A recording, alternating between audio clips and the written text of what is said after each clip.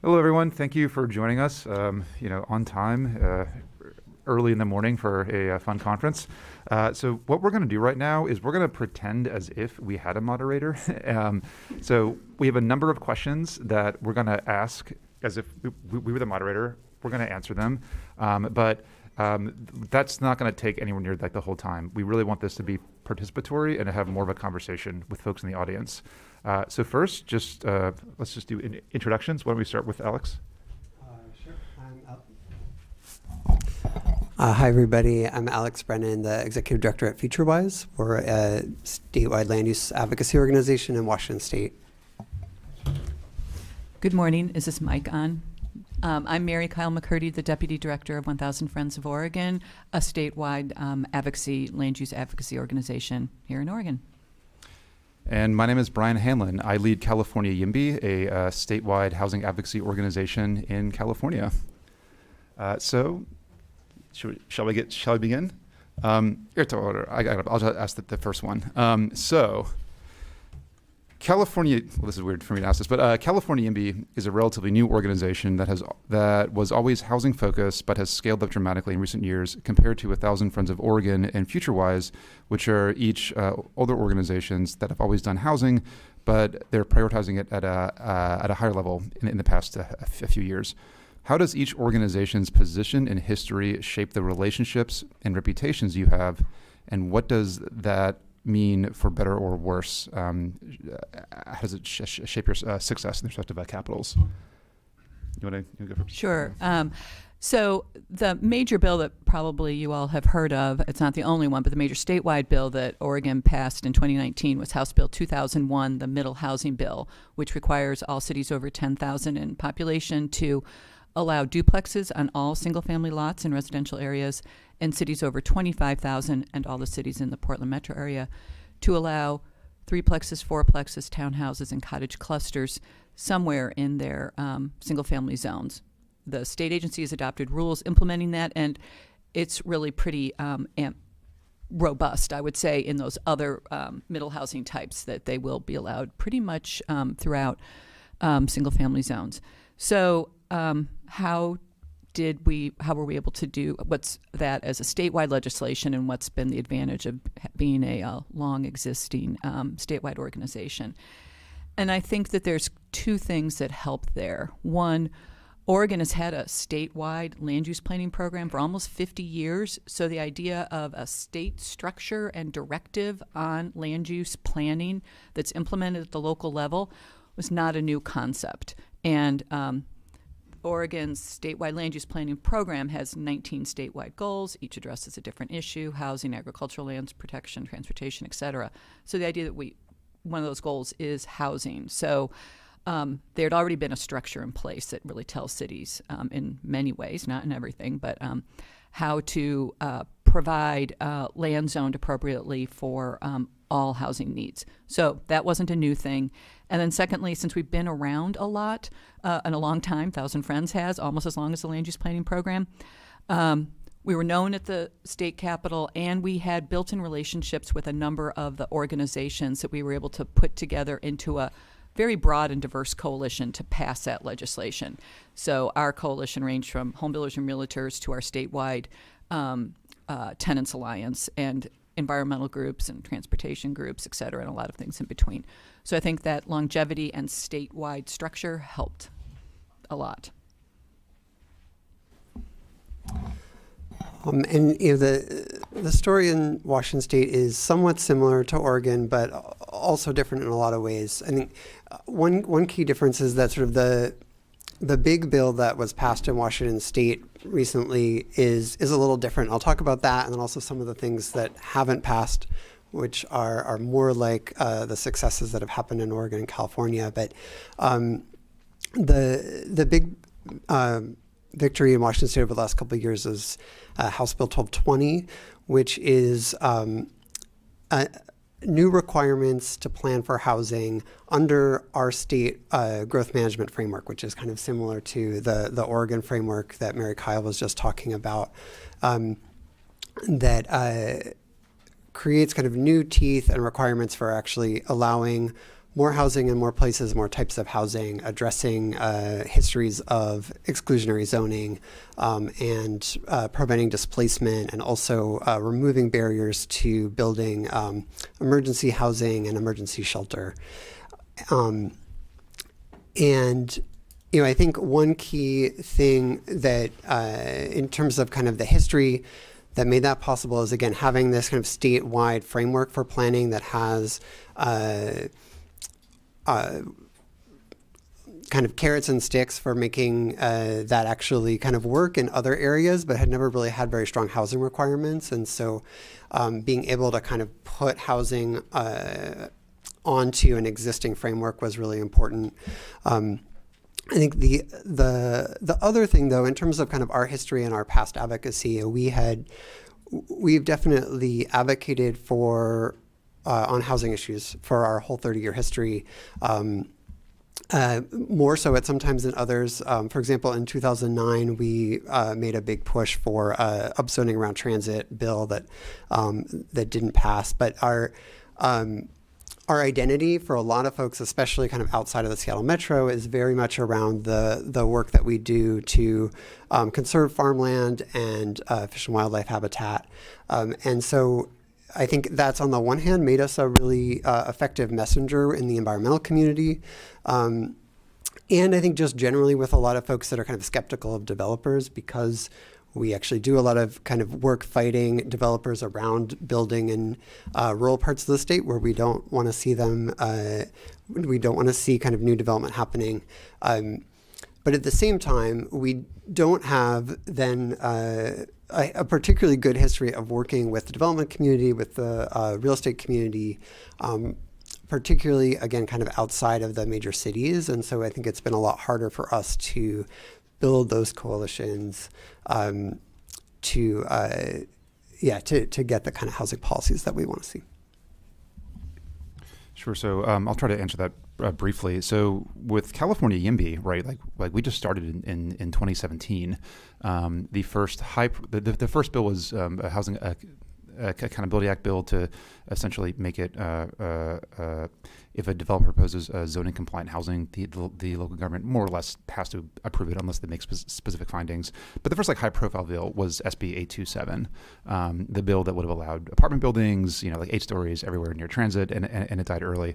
Part of the thing of being very new is that we were able to, the risk of failure is a lot lower, right? Like you can go really, really big, and it's not like I have this whole, institutional culture, or even, staff or donors, board members, et cetera, that are,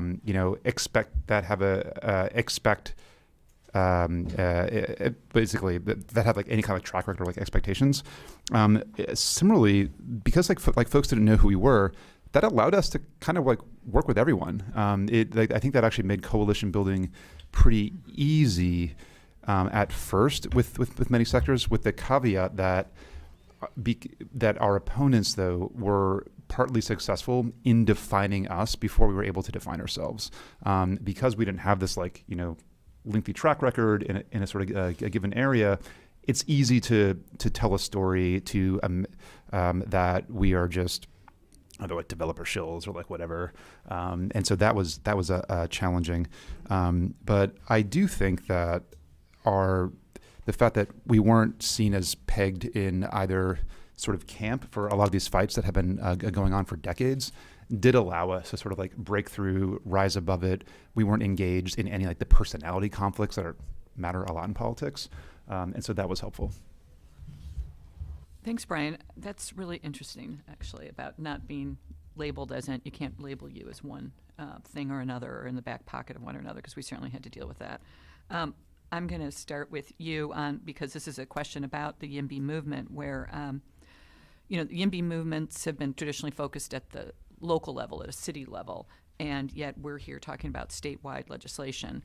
And so does legislation you talked about, and House Bill 2001 and Bill Senate Bill 9 and the bills in Washington State represent a shift for YIMBY and other movements away from being focused predominantly at the local level and instead focusing at state level legislation? that directs cities to take on new housing? Is there a shift there, or is it in addition to? And then what role do those years of local advocacy and relation building play in success, or maybe not success, in passing statewide legislation? Sure. So one, I mean, I think it is important to keep in mind that even like all state elected officials are still elected from local districts. Obviously with the exception of like statewide offices like the governor. And so they're still very much responsive to their local constituencies. So like there's no escaping local politics by going to the state level, but it does, I think it is a much more fruitful avenue for advocacy for a number of reasons. It's like real quick, right? Like the sort of origin story of California YIMBY more begins with just, starting out as a grassroots activist in San Francisco, and then thinking like pretty quickly, well, and this is when I was very naive about some of the political challenges in San Francisco, this is a renter-dominant city. We should be able to make a real affirmative case and build political power in the city, and then eventually change policy for the better. But what do we do about the wealthy suburbs, right? Like while San Francisco is a real problem and a real bad actor in the region, how do you solve the Cupertino problem, right? Where like the median voter is like a 60-year-old homeowner with a couple $1 million in equity. That's tough. Like, how do you sell YIMBYism to that sort of city council? And I didn't see any real clear path forward for that. And so co-founded Carla, the California Renters Legal Advocacy and Education Fund, to sue suburbs that violate state housing law. And it was in the course of our first big litigation against Lafayette that we realized we were going to lose, and we were going to lose consistently, because we, not being lawyers, just fundamentally misinterpreted how courts have interpreted state housing law. And so I was like, all right, well, we just got to write a new law then, so that way we can be successful. So I did that, and I was shocked at, this is like a Mr. Smith Goes to Washington thing, just how receptive folks in Sacramento were to a good idea, and how far, we were eventually able to pass this bill. And this is right, I had no money, no connections, no one really knew me there. And it could happen. I'm like, hey, this is really where we can get a lot of traction. All local governments, are effectively creatures of the state. Alan During didn't quite use that phrase in his introduction yesterday, but he's correct in asserting like local governments don't necessarily have any independent power in our constitutional system. So if you want to achieve change at scale, doing so through the state legislature, I think is a much better avenue. Alex? Next. I think this question about kind of work, we do a lot of organizing on these issues at the local level and at the state level. And one of the things that I've seen is the synergy between the two can be really powerful. Some of the biggest champions in our state legislature on these issues are from communities that have done a lot of organizing and passed important local legislation. I'm going to call out a few of our state representatives who are here, I think, so Representative Dewar, who's here in the front, from Bothell. Bothell has done a lot on kind of local housing and zoning issues, and then you come to the legislature and been a leader on those things. Representative Fitzgibbon in the back. I think there's potentially a similar dynamic with some of the organizing that's happened in Burien and in Seattle that's connected to your district.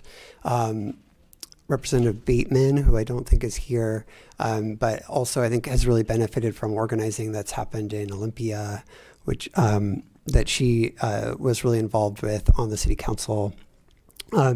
So one of the things that I think, at the same time, you win a couple victories in a few cities, as people are pointing out, and then there's still the whole rest of the state, and this is a statewide or regional problem. And so to really get the changes at scale that we need, we have to go to the state level. At the same time, I think as we're identifying kind of legislators that are reluctant to take on these issues, we potentially need more of those local campaigns in their districts, so that they can see the local support and the power, and that we then have the kind of grassroots organizers on the ground that can plug into the statewide efforts. So that I think is one key thing. And the other thing that I think is a little bit different about our case is that we have tried to sort of strike a balance of creating new state requirements, but that do have an element of local control in them. And we've actually been able to work pretty closely with the Association of Washington Cities. I always get this wrong. Association of Washington Cities? Okay. And I think that, one of the reasons that that's been effective is because there's kind of this looming threat out there of we're just going to have some blanket statewide changes to zoning if local governments don't step up and make changes. And so we've been able to kind of bring folks to the table to try and see if that's going to work. And it's going to be interesting to see how it plays out over the next few years. I think just adding to that from Oregon, that we tend to have, we have one big city. I think you're both in states with definitely California, and you have Olympians head. We have to be careful that that it's not just that we're not bringing to the state level something that's seen as a Portland solution that we're trying to impose on the rest of the state. So there's a fine line to walk there. And actually, I think our most powerful local stories are when cities that are not Portland have said, oh, we've done this detached duplex thing on every single family lot, and it's fine. It's actually working. We're seeing housing developed, and when there's other places that can tell those stories. So Portland, who has passed a residential infill program that goes beyond our state legislation, was definitely critical in all of the alliances that were built for that. But there is this fine line to make sure we're not just bringing Portland solutions to the rest of the state. All right, so now it's my turn to ask a question, which I'm actually very curious to hear about, which is about the sort of bipartisan opportunities for housing abundance legislation and also kind of the cross urban, suburban, rural alliances that you guys have been able to form. I can start with that. With House Bill 2001, and there was some legislation in sessions before 2001, but the key elements to that successful passage were, first of all, that there was a bill 2 years before that would have required accessory dwelling units and duplexes for all cities over a certain population size on all single-family lots. The duplex element and some other things in the bill set hair on fire for many people, and that got stripped out. And so we passed a bill that required ADUs to be allowed on all single-family lots in cities over 2,500 in size. So that was first step in the door. And in that 2 years, from 2017 to 2019, the national and statewide conversations really changed, I think, on housing and on the connection between historic racism and how that's reflected today in zoning patterns, segregated single-family neighborhoods that are a reflection of redlining. You couldn't go a week without the LA Times, the New York Times, the Washington Post, or someone writing an op-ed or an article about it. I think it really changed the conversation, which helped a lot for us and maybe for other states. But then when we passed the middle housing bill, there were some key elements. One was legislative leadership. And in this case, the bill was the priority bill for the Speaker of our House, Tina Kotek, who is speaking today at lunch.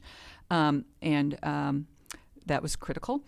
We had bipartisan sponsorship and support because we also had bipartisan opposition. And there was a broad, diverse coalition of organizations. Again, we had over 24 organizations that were supporters of the bill that really were quite diverse. Logos that do not appear together on any other piece of paper were on that endorsement list. I'd say our biggest challenges were legislators representing NIMBY districts. And those were mostly Democrats who consider themselves progressive from cities. And it took a very concerted effort at the local level. And this was, a little bit in Portland, but outside of Portland too, definitely outside of Portland and some other cities. It took a very concerted effort to organize community-based organizations in those places to go and talk to their legislators. Legislators who knew better, but they were really influenced by their NIMBY constituents. Our Oregon League of Cities, and some, but not all cities, opposed the bill because they don't like the state telling them what to do about housing. And that was also true of some Republican legislators who just the idea that the state tells local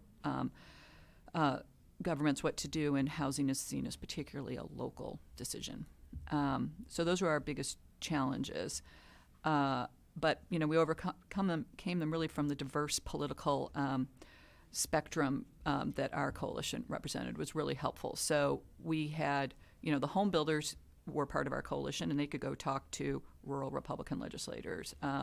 We had AARP, very active on housing in Oregon. Environmental groups, affordable housing developers were critical to our coalition, who said that if you pass this, we can deliver housing to our clients if we can build 4 units rather than just 1. We're not even going to take it if it's just 1.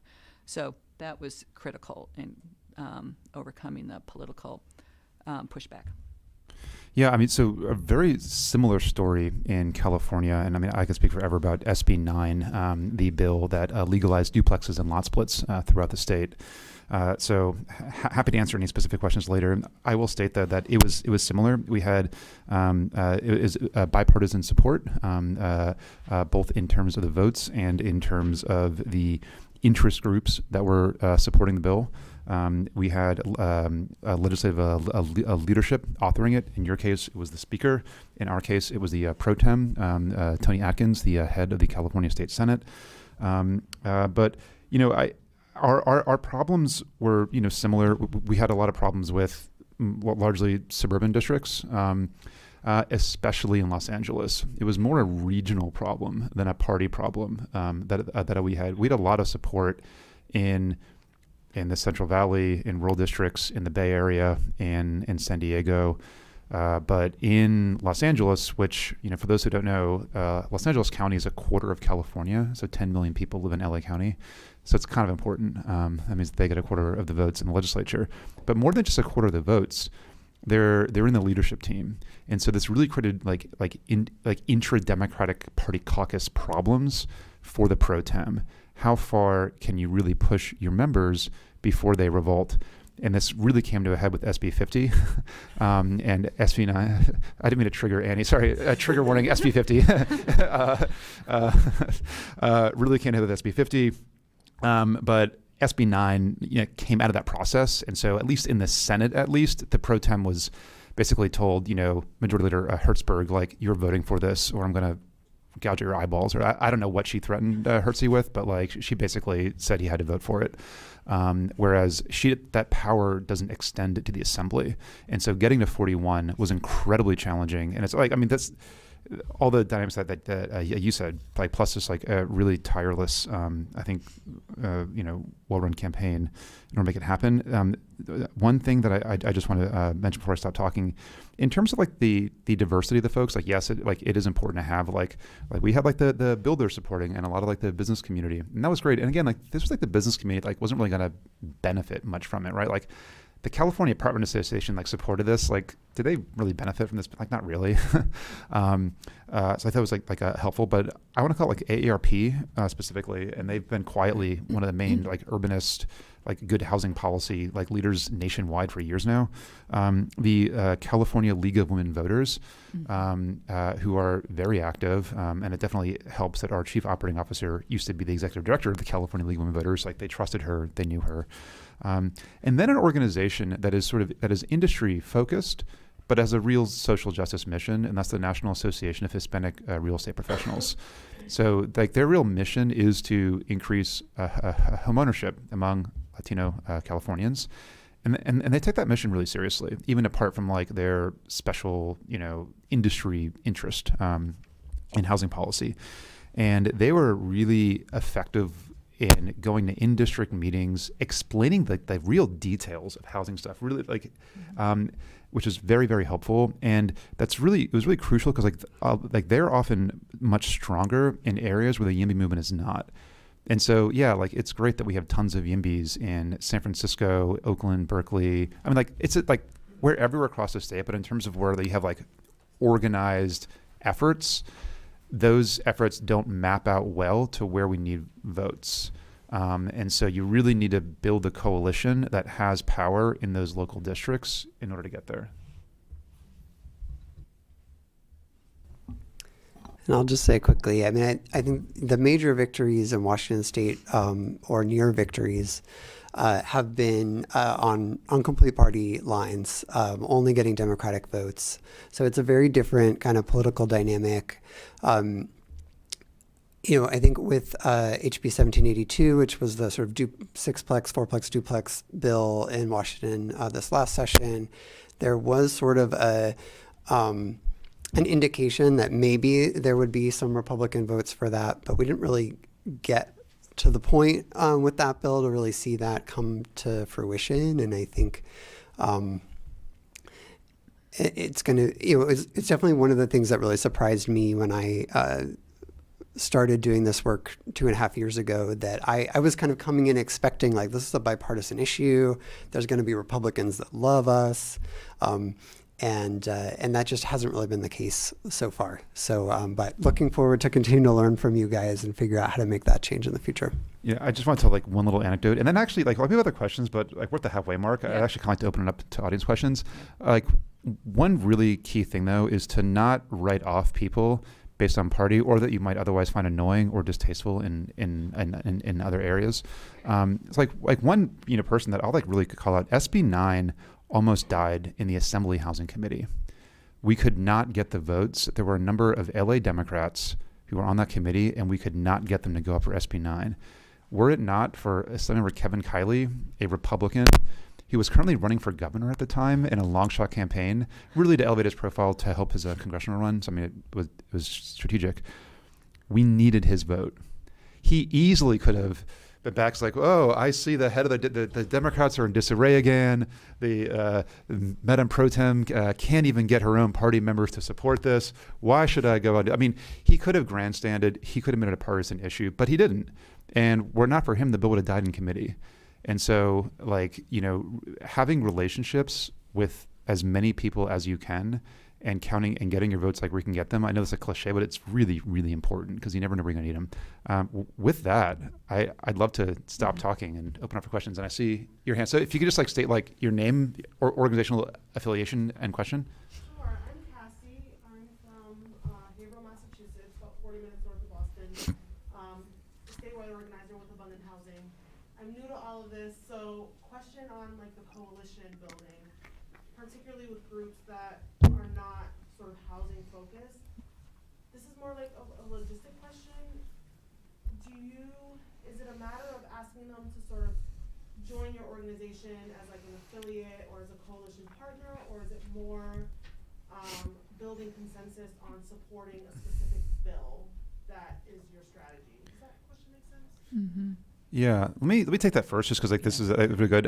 So it's changed over time, right? So like when California like was brand new, like the staff was me and 2 other people when we launched SB 827. Again, sorry Annie, with Annie's former boss. Like we had no capacity for anything. We had no prior relationships. They didn't know us, right? So like that kind of like coalition that we did was like, hey, like we have this awesome bill, and like, doesn't this like, address your concern, blah, blah, blah, right? And like, build it that way. What we've been since trying to do is to try to be strategic about, okay, what sort of organizations do we think either do you think have influence in parts of the state and with members that we're going to need long term to pass legislation, or that we think could become powerful and influential if we help them along, and they could be allies. And so like one of our big efforts now is through something that we call the Housing Working Group. This isn't a formal coalition because we don't agree on everything. This is a group of largely Black and Latino-led and serving organizations, often in places like the Inland Empire, the Central Valley, San Joaquin County, East LA, like parts of the state that aren't as well enmeshed in, I would argue, like the legal nonprofit networks. And what this means is we do a lot of like education work, like bring in academics and that sort of thing, but we also ask them what do they want, and so we're co-sponsoring a bill right now that would require nonprofit developers, or really any developer that receives state money for building low-income housing, to report on contractor diversity. This is something that their members really care about. And like, is this a core thing for California YIMBY? Like contract diversity, like, well, I agree it's important, but it's not really a core thing, but it's really important to them.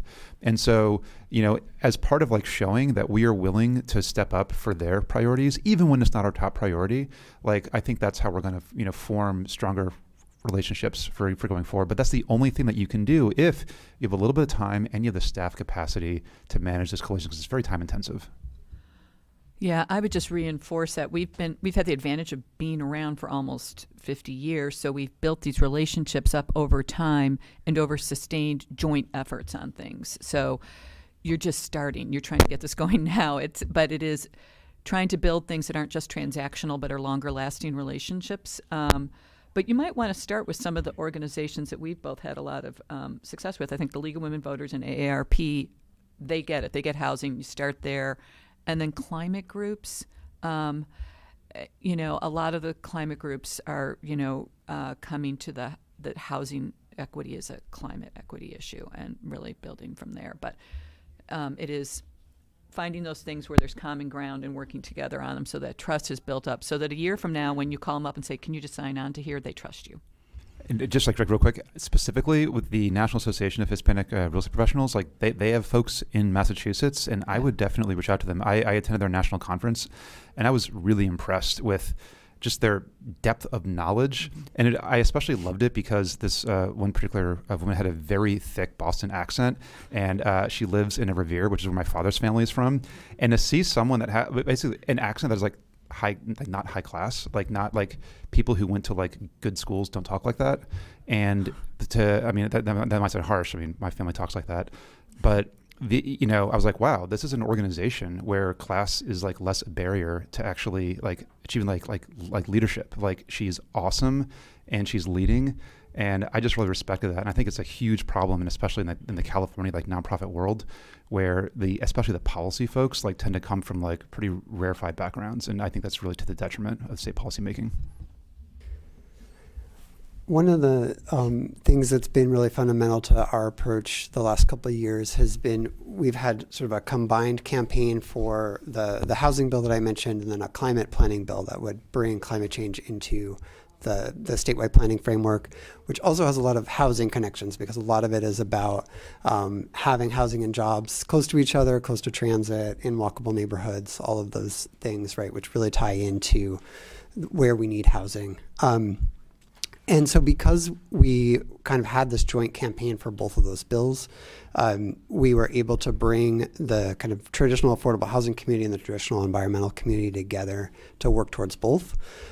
So I think that's, I think that there's a lot of people in both kind of communities that get the importance of each other's priorities regardless, but I think by having this explicit connection, that enabled us to have more cohesion in that coalition to get those bills passed. Some of the other groups that Mary Kyle and Brian already mentioned were also, League of Women Voters, AARP, definitely engaged in some cases. Some engagement from organized labor and the business community, but I think the folks that are the most there are some folks who are going to sign on right to your bill, but are not necessarily going to do that much around it. It's just not that big of a priority. For the most part, the kind of groups that are the most really care about this stuff, aside from kind of the folks we've already mentioned, are the builders, the realtors, and the cities and counties. I was really surprised coming to work at the state legislative level how important and powerful the associations for the cities and counties are. It's like not something that was on my radar at all before. And I think one of the challenges that we've had is finding something that like either we can make a deal with the cities or we can make a deal with the realtors and the builders, but we haven't been able to find something that like they can agree on, that we can agree on. But I think getting there and the kind of most engaged interests in Massachusetts may be slightly different, but I think figuring out who are the people that are really going to pull out all the stops to engage on your issue and how do you really bring them along is is in some cases more important than like sort of getting people that, you know, are sort of new constituencies that may be like, okay, great, but, you know, aren't really going to show up in a bigger way. So let's do, I see three, we'll do you, and then Annie, and then you. All right, so I just want to piggyback on the point you just made about associations of cities. So, question for all of you. So, they do seem like a really important agent in these.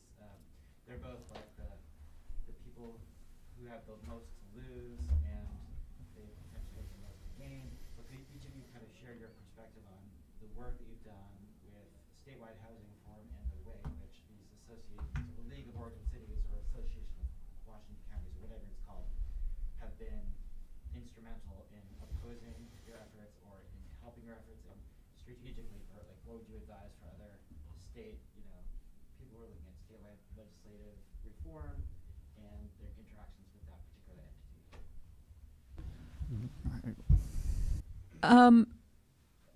The Oregon League of Cities is an institution. Their first starting point is to oppose legislation at the state level that tells cities what to do. If you can accompany it with money that will pay for them to do it, it goes a long way. And that helped a lot. Then also, if you can pick off cities and planning directors, because often the planners and planning directors, they know that they need to do this. That isn't an issue for them, but they're not the politicians at the local level. So if you can pick off individual cities, which we were definitely able to do, or they picked themselves off, you know, to go and say, no, we can make this work. And then, you know, in the rules, the administrative rules that were adopted to implement our middle housing bill, you know, you might make some compromises in order to make it more palatable to more cities and therefore a little less opposition. I mean, those are just kind of calls you're going to have to make in your own particular situation. But I think there was something else in your question, Cole, that I Well, like yeah. advice for like they have a lot to lose, a lot to gain. Like they're an important partner in this Right. conversation about We and other organizations, I'm a Sightline, Portland Neighbors Welcome, Portland for Everyone, lots of organizations, you know, spent those 2 years between our ADU bill and our middle housing bill publicizing a lot of the degree to which Oregon cities, and this is true for all of you, I'm sure, are well over 50% of the land, residential land is zoned for detached single-family housing.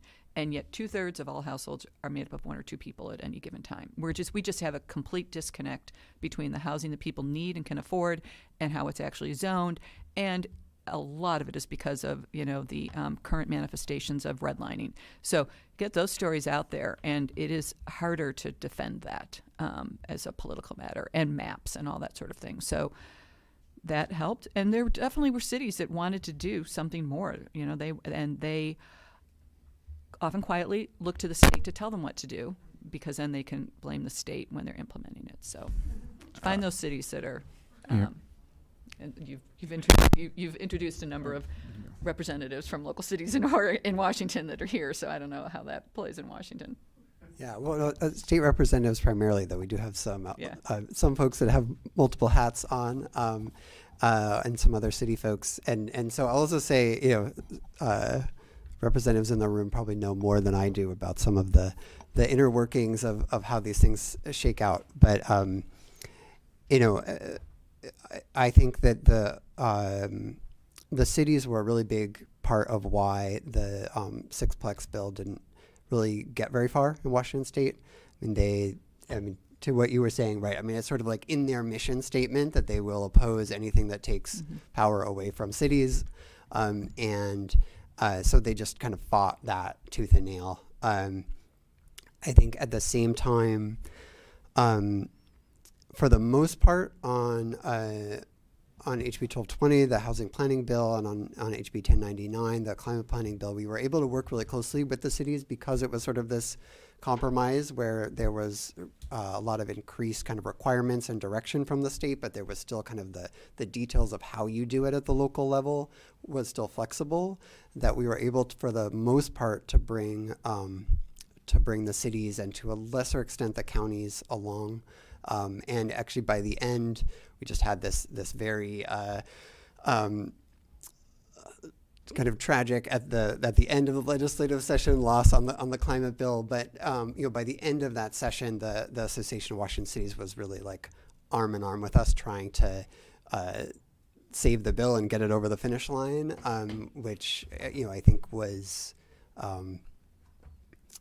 not necessarily a place that we started 2 years ago when we started talking about this. But the other, the one thing where we have done something that the cities were just absolutely opposed to was there was a portion of the housing planning bill that really took away the city's ability to restrict emergency housing and emergency shelter. And this is particularly around, this is the beginning of COVID. A lot of places were trying to rent hotels that weren't being used, hotels and motels, to provide emergency shelter for folks. And it was really the first. They ended up at the final version of the bill. A few kind of compromises we had to make, but in a lot of ways, it was really the first time that the cities lost on sort of a preemption issue at the state level. And I think that the big piece of that was really the moral clarity around the need to do this. That it was just so clear, I think, to so many people that this was an emergency. We really needed to get people out of congregate shelters where they were going to get COVID and into individual rooms where they were going to be safer. And there was already a bunch of studies about how beneficial that was for people in a whole bunch of other ways to have more privacy. And then it was so clear that, the cities that were passing, there had just been a bunch of cities that passed a bunch of laws to prevent this from happening in their city, to say that's going to have to be a motel in some other city. And so I think we just kind of hammered on that as much as we could. And in the end, we're able to just barely squeak by and get the bill passed. Yeah. Without being repetitive, I would just say, look, depending on the issue space, sometimes you could negotiate to neutrality. Sometimes you just have to defeat them.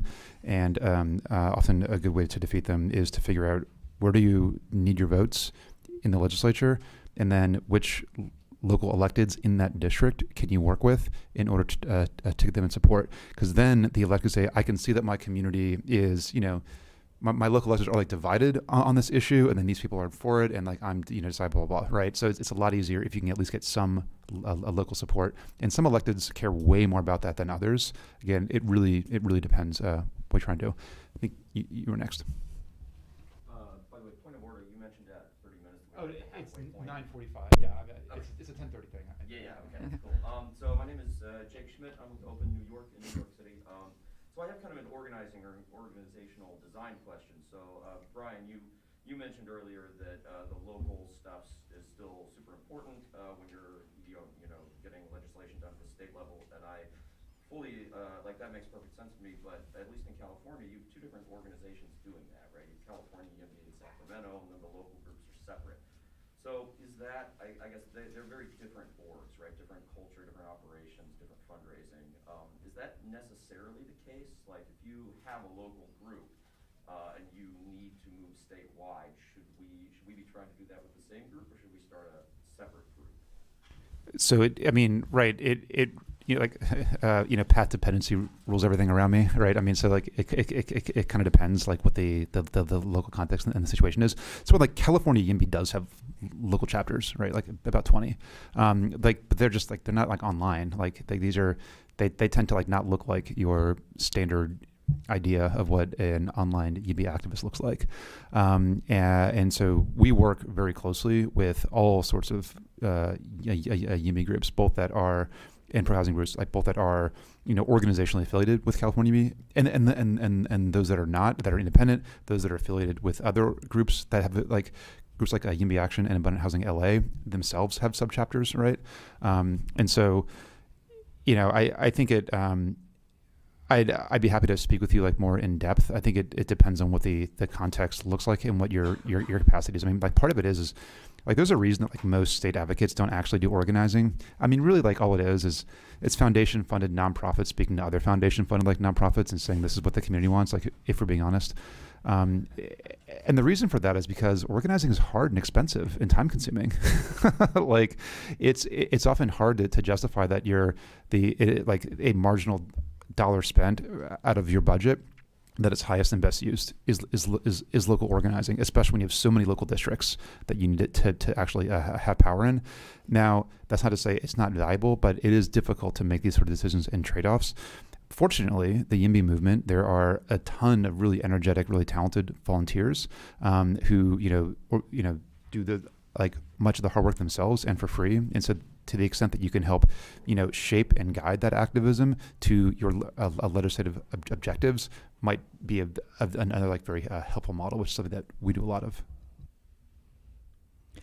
I think for 1,000 Friends of Oregon, we were started as a statewide organization in 1975, and most of our success on the housing issues has come with building coalitions and being parts of coalitions, not so much chapters in various places around the state. I mean, New York State's just its own animal too, so it's going to be whatever works for you. But we have affiliated organizations that are separate affiliated organizations, about a dozen of them around the state. They're mostly focused on farm and forest land issues, but some are on housing. But they still turn out. But I would say for this, it's really been in the coalitions with pre-existing organizations, which might be statewide, or some are statewide and some are very local. So just that's what's worked for us here. I think, for us, this was 5 years ago or so, we weren't doing that. We weren't really seen as a place for local YIMBY organizers to plug into. And I was on the board of FutureWise before I became the director. And one of the reasons I joined the board was that I felt like that was a really missing role, that there were local groups that didn't have a statewide organization that understood the state legislature that they could plug into, and that FutureWise was a really obvious organization that could fill that role. And so I think over time we've been able to do that. I think Sightline has also been able to play that role in a lot of ways. We both kind of identified that as a gap, so I think for folks in other states, I think one of the things to do is to look around and see, is there an organization that maybe doesn't seem like the perfect fit right now, but might be interested in becoming your statewide partner so that you don't have to kind of build everything from scratch. In some cases there might not be, but I think in some cases you might be surprised at who would be interested in partnering with you. So I think that's really true for 1,000 Friends too, that we're looked to as the statewide expert, or we're in the legislature, we're lobbying all this, and a lot of the organizations we work with might not have any staff at all or have very few, and they're working at the local level, so they look to us for those resources. Great. So I think it was Annie, and then I think it was, I'm sorry, I don't know your name. So great, thank you. Let's go. Yeah, my question's mostly directed to you two, and I know you made a comment earlier about sort of the partisan nature of passing state policy. I'm most familiar with California, so I'd love your all's perspective on the different political parties. One of the things that we've seen in California is that Republicans actually split between the sort of more libertarian property rights minded Republicans and the ones who are more traditionally sort of conservative, NIMBY, keep things exactly the way that they are. And so I'd love to see how you all have seen that playing out in Washington and Oregon, and if that same dynamic has applied, or if that's sort of something that's more unique to California in that sense. Because I know when we were working on state legislation, you sort of had your short list of these are the Republicans that are the property rights people, and those are the ones that you can work with on things like liberalizing zoning and a lot of these other initiatives. It's funny. So there's a lot of Republicans in the state legislature that talk the talk on zoning issues, and will say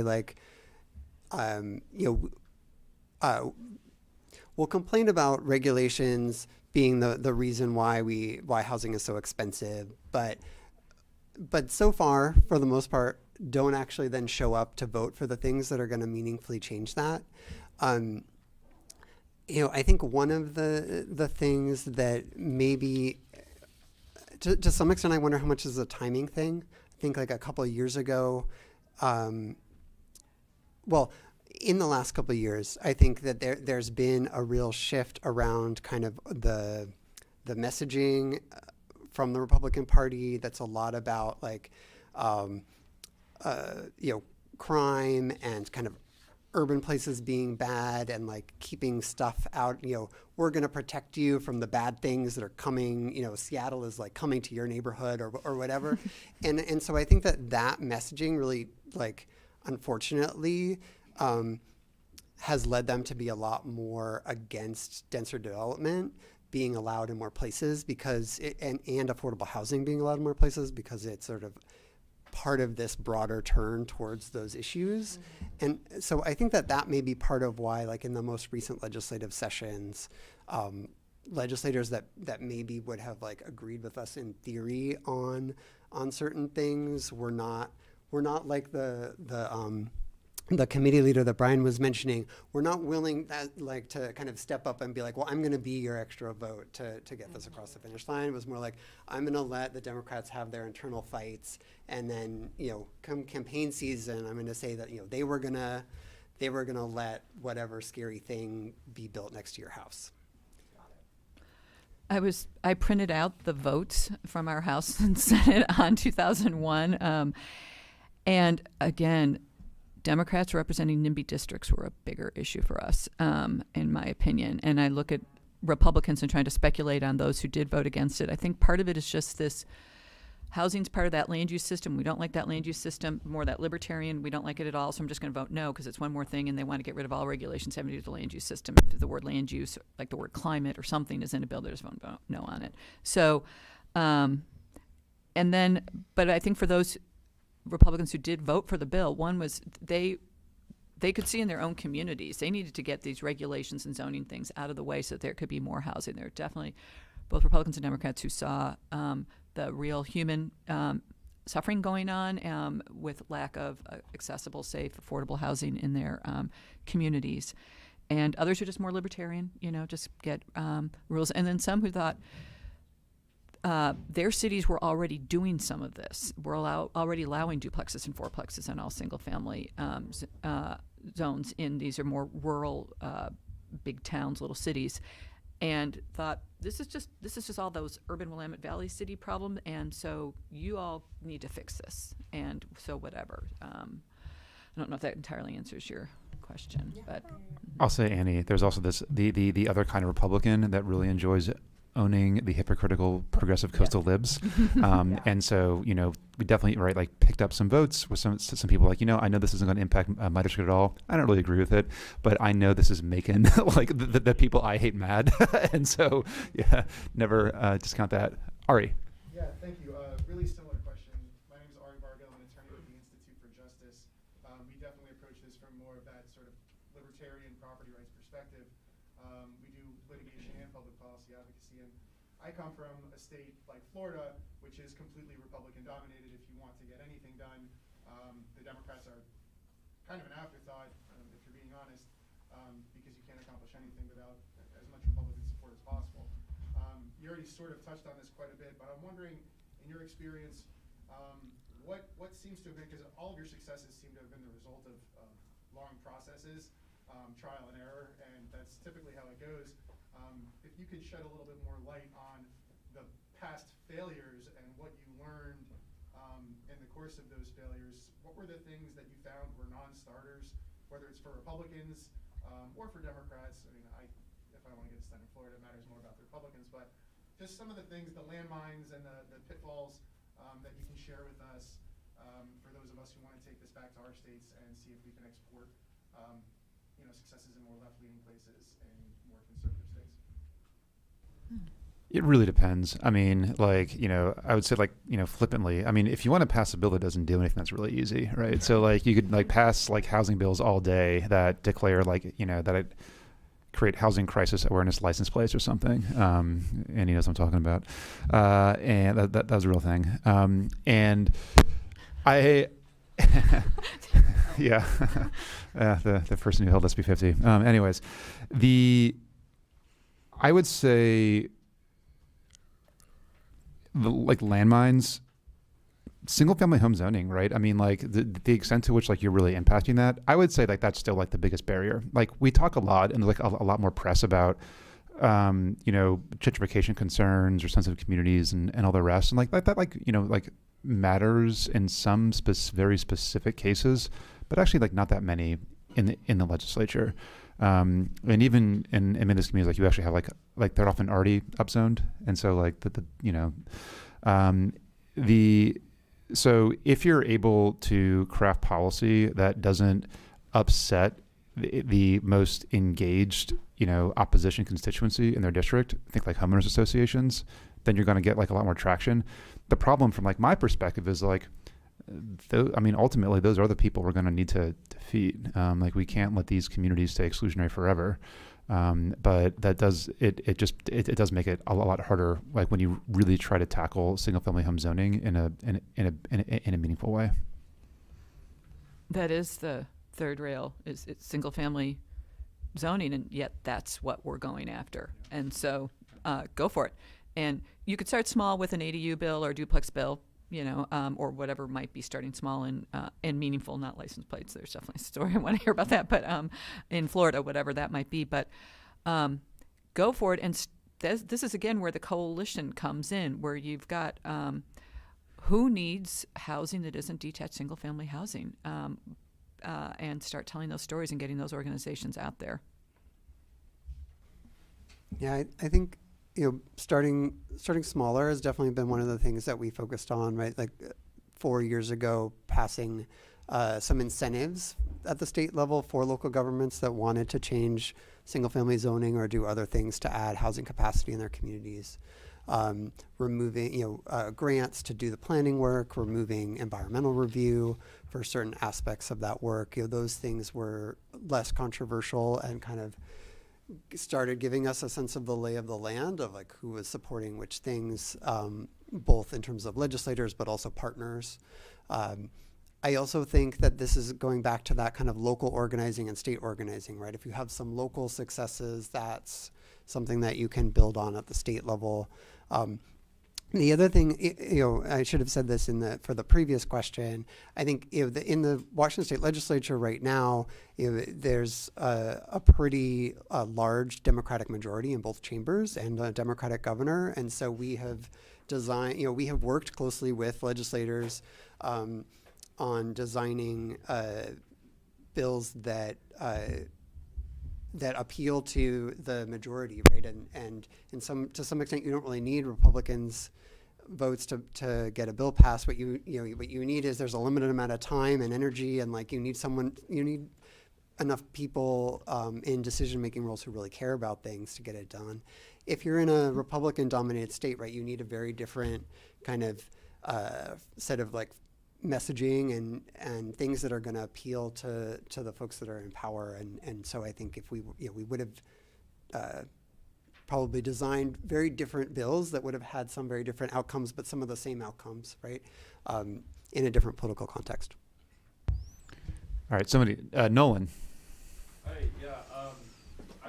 So I'm in California, and I wanted to ask about planning organizations, mainly Oregon and Washington. So it seems like in California, like the APA, American Planning Association, just takes like a League of Cities light perspective on these things, and is just looking out for local planners having as much discretion as they like. Is that different? I mean, how do you? And you talk about planning directors in particular being an important part of the coalition. Do you all have a different relationship with your APA chapters? How did that work? Where do planners fit into the coalition? There are people in the audience who could probably answer the Oregon APA question a little bit better than I can. But I would say the planning directors are not official parts of our coalition, but they can they can tell behind the scenes, like, yeah, we need to do this in our city. We just have, it would be useful if the state told us to do it. But the Oregon APA is active. They have a paid staff person, I believe, or at least they did until, I don't know if they've replaced that person.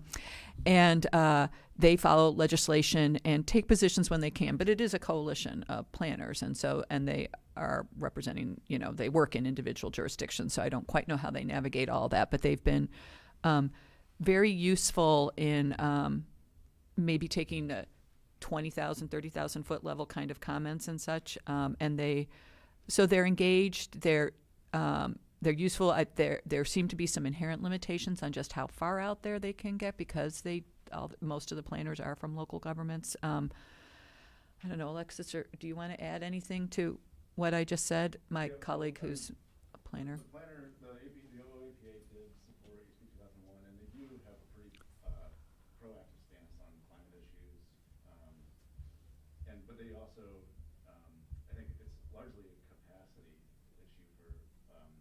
they don't have the historical presence in the legislature, and I think part of their issue is just that they are focused on local issues and kind of translating national conversations at the local level. I think they would like to do more, but it's a challenge. Yeah, if they issue a statement in support of something, that's what they do, but there's no lobbying and they, it's a light presence, I would say, at the moment. Yeah, same thing for us. I think Washington State APA chapter has been supportive, but isn't like a big factor in the legislature. Mm-hmm. Yeah. Yeah, I mean, I would say I think actually things are changing a bit for the better in California. The APA California chapter actually did support SB 9, and that was in part due to a lot of organizing within the APA by YIMBY aligned planners in order to get them there. You're starting to see more internal organization there, and then Parking King Don Shoup, really bullied them into supporting the parking reform bill, and so I think they've maybe been a little bit professionally embarrassed by some of their own members for taking these real NIMBY positions, because historically, and by historically I mean more than 3 years ago, they just really they very closely worked with the League of Cities specifically. Like their lobbyists were like buddies. They worked together on bills, and they were almost this sort of like good cop bad cop routine for opposing good legislation, and you're starting to see that shift. So I'm cautiously optimistic about planners. Come on, so many great people in the audience. All right, wait. Michael? Yeah. Questions about the winning quietly versus rolling the dice in public. So Mary Kyle mentioned the change in the national conversation over 2 years. A big reason for that was that Annie and Brian had 827 and lost in a giant flaming ball of awesomeness, right? And let's imagine hypothetically there were a state land use agency that were going to do something on a scale like 827, and there was not a public conversation about it, and then you won that, but then there was public conversation after it happened. I wonder, how do you think about the trade-offs of having a public conversation, cementing it, winning it, forging your coalition in fire, versus having it go? Yeah. All right. This is something obviously I've had to personally deal with a lot. So first, I just want to say, right, SB 827 again, right, introduced when I had just started California B, and I had 2 staff members who had been on the job for about 6 weeks. All right. So, and there was international press coverage almost immediately. We had no comms team in place doing right. I mean, there was it's not like I made a strategic decision, or Senator Wiener made a strategic decision to change the housing conversation in the Anglosphere. That happened, and I think it happened because it's the first time anyone proposed anything at scale to actually solve the problem. But I think that you can use that strategically, though. And so with SB 50, the successor bill to SB 827, that was held in 2019, ultimately died in January of 2020. But in 2019, we also had 2 really meaningful accessory dwelling unit bills. And one of them, AB 68, allowed in both an ADU and a junior ADU, on almost every parcel, and we got rid of a lot of the other requirements that local governments were using to thwart them.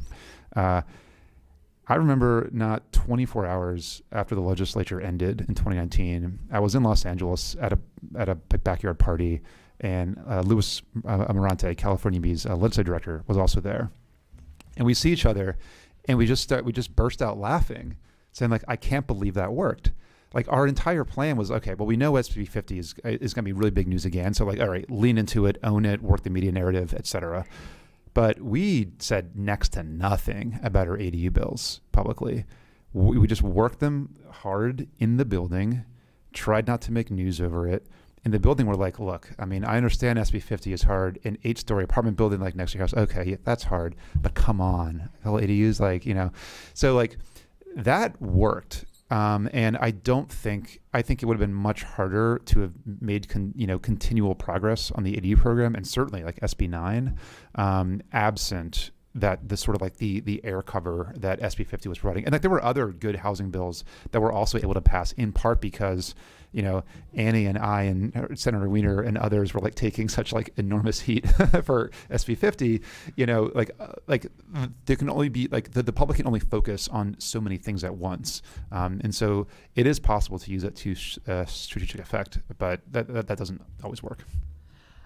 I don't think that this was a thought out plan, but it worked in the sense of in 2017, there was one bill that had a bunch of housing stuff in it that included ADUs, duplexes, which I mentioned, and a provision that would have limited the ability of NIMBYs to use historic districts to prevent housing other than detached single-family housing.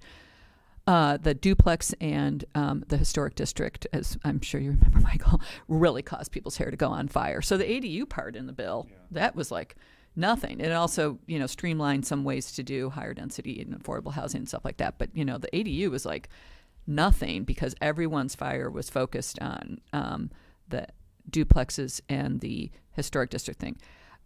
It would be interesting to ask Representative Kotek today if that was intentional. I don't think it was, but it worked. I mean, then we took those things out of the bill, and the ADU bill was like, you know, it was nothing to get through. Also, a number of cities already had ADU provisions. They weren't necessarily easy to use or resulted in, you know, ADUs actually getting built, but that bill took away some of those, you know, barriers. So anyway, it worked out that way, that you have this hair on fire thing that distracts people, and so the ADU thing looks easy, or whatever the easier thing is, like a small thing, like let that go through. But I don't think it was intentional myself. Yeah, I think we also unintentionally kind of stumbled onto that strategy. Mm-hmm. The provision that I mentioned earlier about emergency housing and emergency shelter really got all of the attention on HB 1220, and the other portions of the bill that are going to affect other types of housing really got almost no coverage, despite our efforts to get it in the news more. I mean, we still ended up passing a bill that had both portions, but I think the other stuff, in part because it was kind of wonkier and kind of technical in the way that it was going to be implemented, it was a little harder to tell the story. But it's been interesting afterwards to have, like, I just had a meeting with some housing justice attorneys a month or so ago who were like, who were saying, like, someone forwarded us this bill language the other day, and like we almost fell out of our chairs. Like, how the hell did this pass? And how did we not hear anything about it? And, you know, so I think there was definitely a benefit to having a lot of those things be a little bit more under the radar. On the other hand, I think you do lose sort of the kind of movement capacity building that really high profile things can bring. And so that's, you know, I think something, but oftentimes, like, you don't have that much control over whether a bill you're advocating for is going to like become the big thing in the news. Yeah. I wanted to jump back to talking about planners, individual planners. My name is Mason. I'm involved. Sorry, I forgot to introduce myself. What do you think are the kind of things that individual planners need to hear to be able to effectively speak to their local electeds who may or may not be conversant with these issues? So I think, you know, part of it, there's like this, like, you know, joke on Twitter, you know, all planners are bastards. I don't actually believe that. There are a lot of really wonderful planners that are really trying to do great work. I think, like, planners can be really useful oftentimes if they just can, like, explain what a proposed policy will do and what the current status quo is. Just that really simple professional technical work that they're, you know, trained to do is often very helpful, because, I mean, I can't tell you how many times, and, you know, Annie would have the same experience, where, you know, some members or some staffers, you know, have a totally inaccurate understanding of what, like, the existing status quo is, of what the existing community is like, of what of how legislation would interact with local processes, and having someone who is seen as a more, like, honest local, stakeholder, official, technical expert explain that stuff is a lot better than if it's coming from an advocacy organization. I think that a lot of planners learned in planning school the importance of robust and authentic public engagement. And sometimes that gets lost when, in the day in and day out local government work. But I think that is a way that planners can be very helpful, is if there's a commitment and there's a requirement in Oregon under our land use planning laws for public engagement, where planners have a much, they know the tools and methods to go out and really have an inclusive public engagement process. And I am convinced that if you have that inclusive public engagement process on housing at the local level, and bring in other voices, not just the incumbent homeowners associations and homeowners, but really use planners to reach out for that, who can object to really great public engagement processes, and let them then work to bring in voices that are going to be telling different stories and asking for different kinds of things and expressing different kinds of needs from those, people who live and work in that district. That's a very helpful way for planners to further that conversation on housing diversity. This is a slightly different than your exact question, Mason, I think, but I think having a planner that is shares the same values and priorities as a city council, if you want to do certain things, is going to be really important, right? If you have staff that are resisting you as you're trying to make changes, it's really difficult, because they're the ones that are going to, that have the technical expertise, and also are just going to be doing the work, right? You have other stuff you have to be doing. And it's been, I feel like it's only, I guess I've been lucky for the most part that most places I've worked, I feel like the planners really want to do the good stuff. And in many cases, it's the elected officials being afraid to take those steps that are holding them back. But I'll just say more recently, I've spent more time working in cities where the planning staff really doesn't want to make changes. They don't want to rock the boat. They don't want to get yelled at in meetings. They have a certain idea of what their duties are that I think are very different from the council or mayor's ideas of those things. And that's just kind of a disaster. So I do think it's a really important decision. And I think it's am I remembering this right? That says you guys are going to be looking for some new planning staff sometime soon, so that's really exciting. My question had to do more with the state level stuff, though. Okay. If you had a chance to speak to a group of planners, what do you think they need to hear to move the needle on this subject? Alexis, did you want to answer that as a planner? Yeah. So my name is Alexis Bill. I work with Housing Friends of Oregon with Mary Kyle on the implementation of House Bill 2001. And so I work at the local level when cities are implementing the state law. And I think one of the biggest things you can do proactively with planners is to have conversation where, the state law creates, in most cases, the bare minimum of what they need to be doing. And the planners can offer options to go above and beyond what the bare minimum is to encourage and incentivize things that communities might want to prefer. So if you can, present the options of things that they can suggest to their city councils that are going above the minimum requirements but optional. Some cities have gotten some traction that way. Thank you. And just in case if this wasn't clear before, if you're in the audience and have a great response, feel free to stand up. Yeah. One thing I'll also add on the planner front, I think funding, right, and timelines, make sure the things that you're asking for are actually doable. I think a lot of times, and help planners understand actually can get this done, so that they're not being given sort of a necessary but impossible task. And I think this isn't necessarily something that we can do as advocates, but I also feel like there are a lot of planners that have a little bit of Stockholm syndrome from their experience with community meetings and things, and so figuring out ways to show them that you're going to have their back, that they're not going to be kind of alone up there getting yelled at and harassed and having people come I don't know. I mean, a lot of planners have had some really horrible experiences trying to stand up for the right thing and then don't want to do it anymore. It's really important, doing our part to turn out different kinds of voices at the local level and making sure that the that there's funding for local cities to implement it, and that the timelines, I don't mean delay, because I think that is also a like starting point for a lot of cities. It just says give us as much time as possible, but reasonable deadlines that are integrated with other things, other planning things they have to do. So. Laura Johnson, Edmond City Council. Something that was a bit of a light bulb moment for me yesterday when talking about Association of Washington Cities. They have a board. Board's made up of elected officials, encouraging people to get the education and to run for those positions. When kind of looking over board membership, seems to lean a little conservative. And so I think that was a light bulb moment for me. I assume it probably would be the same for others. So kind of a behind the scenes way to maybe tip that a bit more.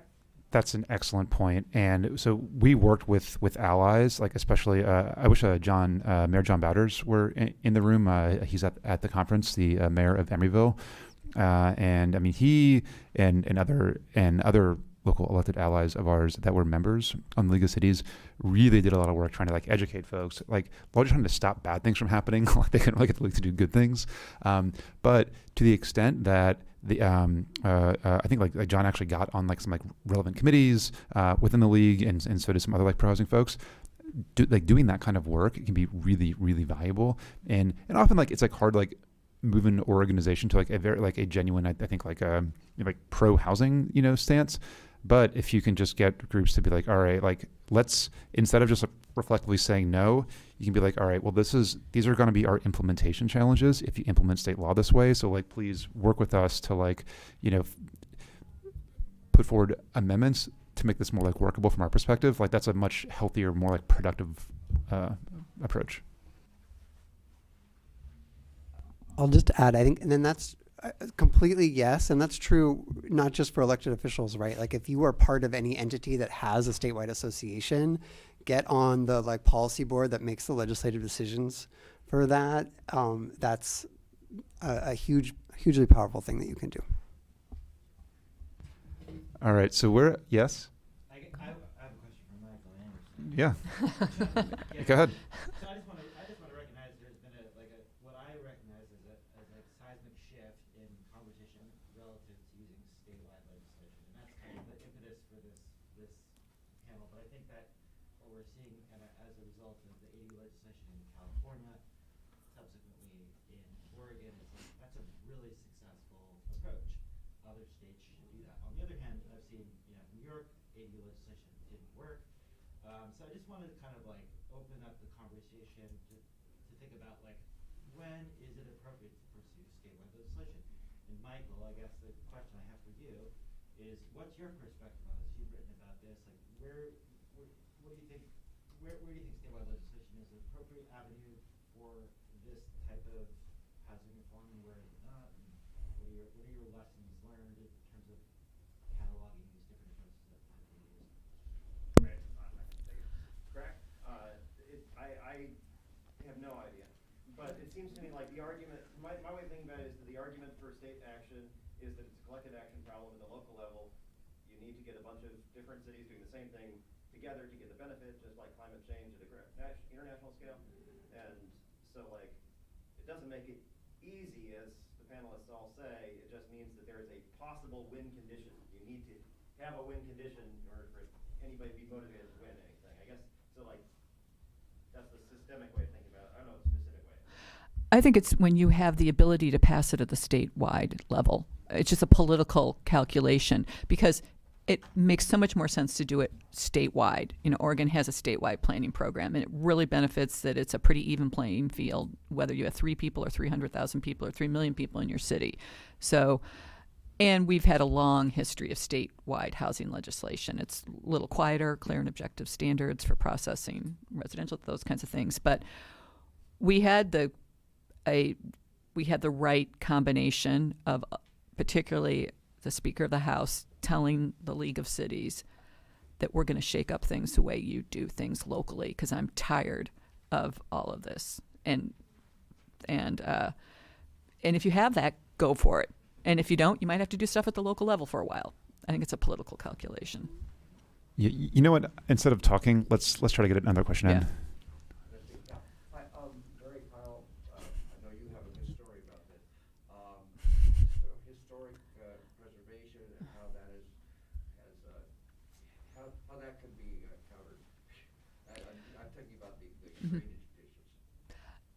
The which one? Drainage canals.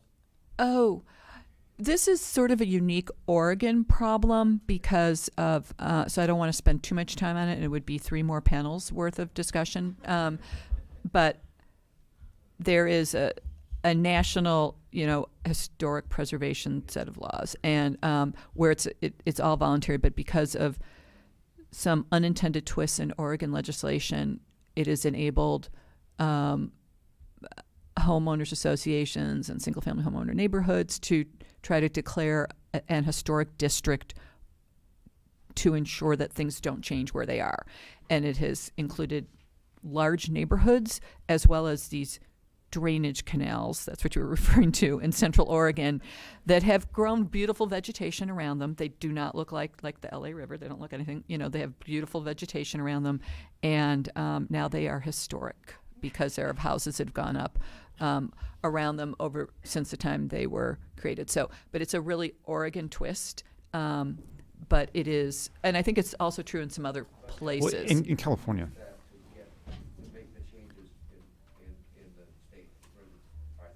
We're trying to. We haven't. No, we. Take away the requirement for design review in historic districts. That's the city of Portland has done that. So yeah, we've been trying to do it at the state level. But we haven't gotten that. So this is a big problem in California as Okay. well. Yeah, I mean, especially in Los Angeles, there's something called historic preservation overlay zones, HPOZs, and this is it's really disastrous. And the problem is getting worse. And then like you also have CEQA, the California Environmental Quality Act, also allows for historic resources, which can basically be anything like. A broken down laundromat can be a historic resource just because it's old, and so at California EB, we're working on developing a policy paper if I get this done, because there's a lot of education that we need to do around this, because part of the problem is a lot of folks, especially the kind of a lot of urban progressives, love cute historic stuff, and so including some real housing leaders in the legislature otherwise really support historic districts. And so this is an area that we see is going to become even more of a problem for housing production and bringing about more inclusive communities. And so expect more from us there, but this is going to be a hard fight.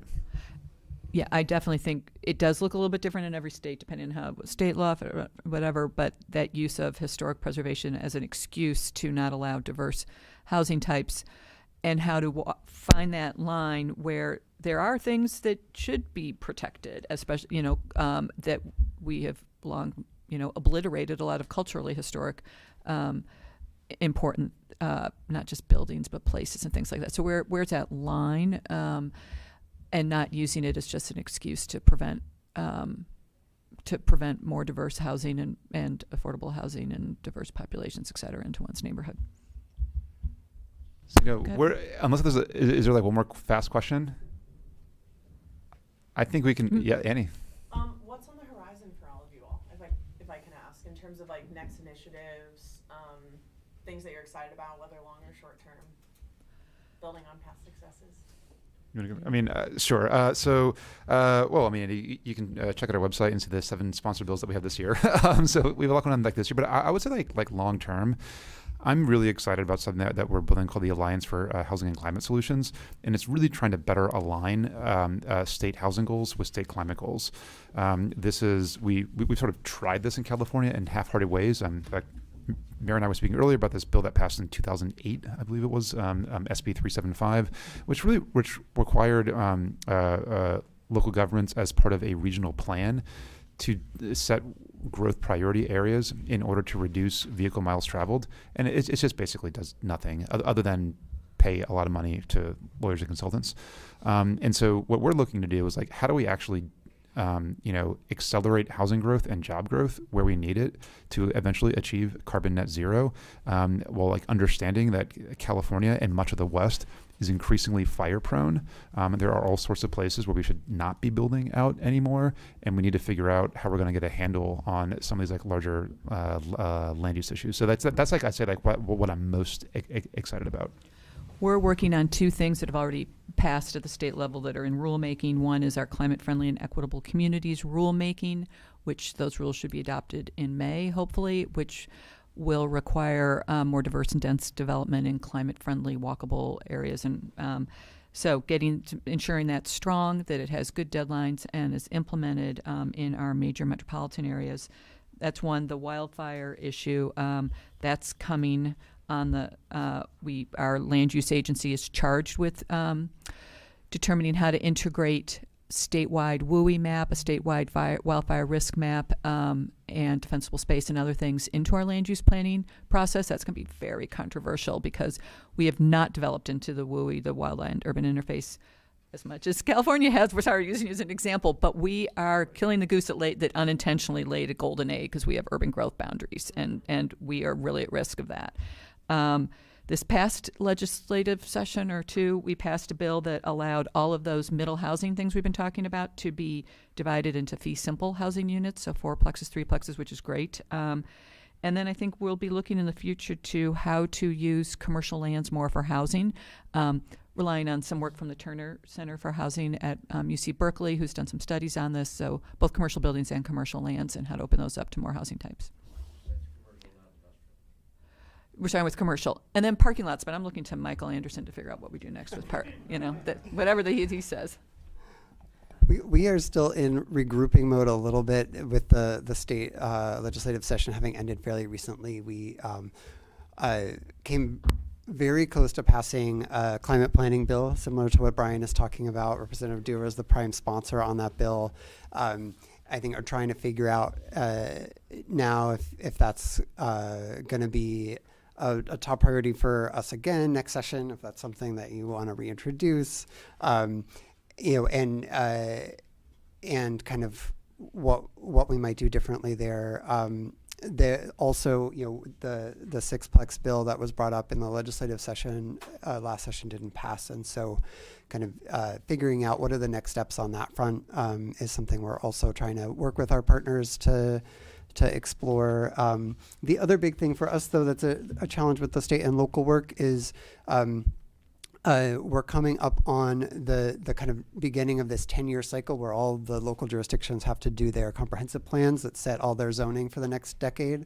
And so we're going to have to really devote more resources to a lot of the local organizing over the next couple of years. And so maintaining the capacity at the state level is something we're going to have to figure out going forward.